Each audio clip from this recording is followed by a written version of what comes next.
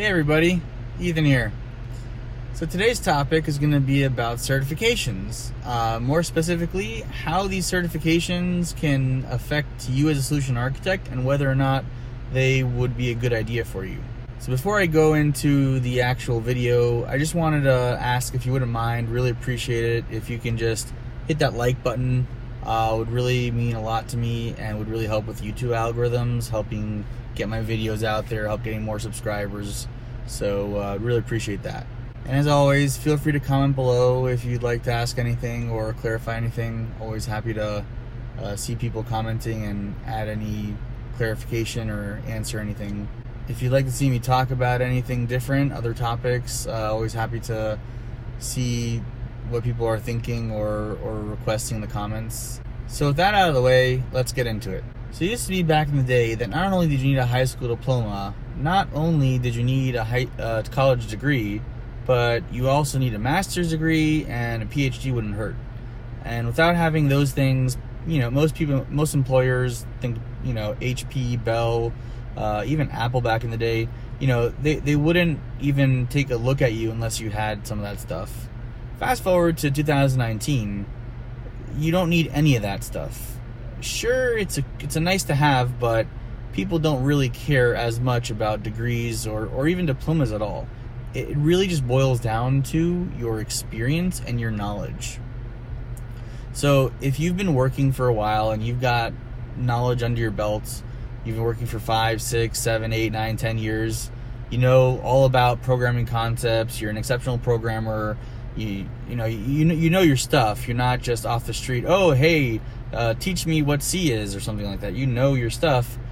Employers won't care if you have a college degree or a high school diploma or anything. So the question really comes down to, and the topic of the video is, do certifications matter at all if that's the case?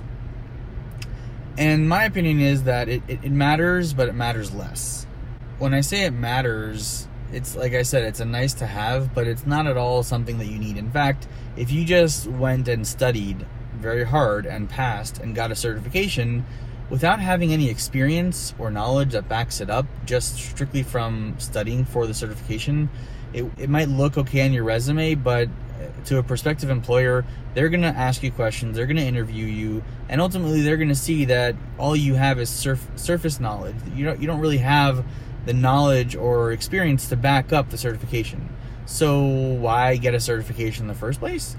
Because it's fun. I mean, if you work, say for example, you're a DevOps engineer, right? And you work every single day, all you do is AWS. So it could be cool. Hey, let me go see what my knowledge is. Do I really stack up? Do I know my stuff or not? Can I get an associate level? Maybe I can get a professional. Can I get a specialty?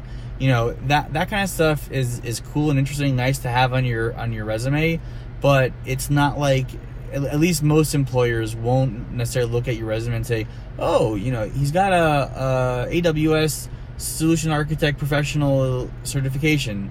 It might come into consideration, but ultimately you're not going to win there many brownie points by just having a certification. So that being said, what would be, if you were to go for certifications, what would be some of the certifications that would be most beneficial to you? The first one, which would probably be the most widely usable one for a solution architect, sales engineer, etc. type of role, that would be Togaf. Togaf is more about enterprise architecture. How do you design service-oriented architectures? How do you design enterprise-level systems? And Togaf is an excellent certification to have, and you can also learn a lot of interesting stuff along the way. The other one is kind of more specific when it comes to what certification you would get. I'll just label it as cloud certifications. My personal preference and recommendation would be AWS, just for the reason that they have the biggest market share currently as of 2019. Most companies are using AWS. Yes, Microsoft and Google are catching up very rapidly, but as it stands today, AWS is still the leader and the innovator in the market. So if you're going for, unless you have a specific reason to go for, say, a Microsoft Azure or Google Cloud Compute certification, because that's what you use at work or that's what your prospective employer uses, I would recommend going with AWS just because they're the ones that have the biggest market share, and the odds are you're likely to get a job at a company that's using AWS. So where to go, how to get certified, what steps should you take, all that kind of stuff is a video I plan to make pretty soon, so stay tuned. But in a nutshell, for the Togaf certification, you'll probably want to go to something like a udemy.com. They've got a lot of different kinds of courses where you can study to get the Togaf certification. So that's a good one, I think, for Togaf. For AWS certifications, I've said this in previous videos, hands down, A Cloud Guru. Don't waste your time with other vendors. Don't waste your time with other companies. It's just not worth it. A Cloud Guru has all the information, all the step-by-step that you need. They are the best. So don't waste your time, just go straight to A Cloud Guru. Now, outside of Togaf and cloud computing types of certifications, it really depends on what your industry is, what product you're selling, and what field you're in. For example, if you're a solution architect for a hardware manufacturing company, odds are you're not going to want to do anything relating to cloud computing. There's probably going to be other certifications that you'll want to pursue. I don't happen to know what they are because that's not my particular niche. That's not where I spend my time or my experience. I'm more on the cloud computing side, more on the software side.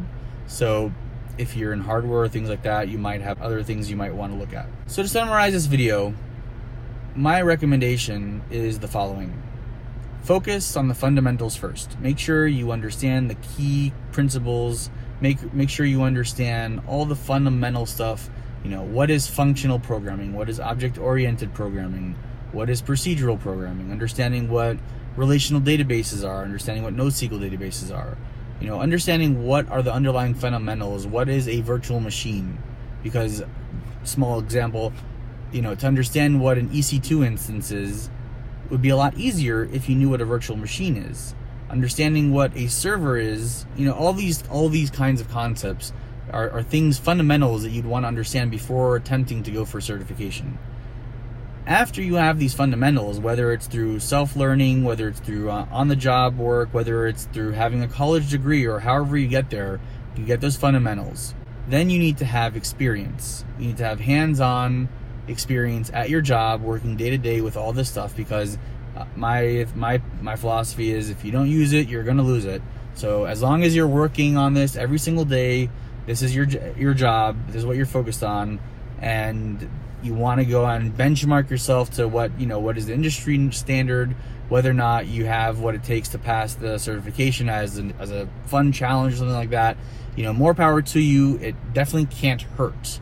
But my point really is going and spending all of your time and effort to pass a certification just to get a job or just to have that on your resume isn't necessarily the best use of your time. So with that said, let me know in the comments if you agree or disagree. I'd love to hear your feedback and your opinions. I'll put links in the description to udemy.com and A Cloud Guru in case you want to look at those. But like I said, I'm going to make a follow-up video on how I passed my own certification and what I would recommend in terms of the steps and how should you go about that if that's something that you want to do. As always, I'd really appreciate it if you just smash that like button. That'd be greatly appreciated. It helps with the YouTube algorithms.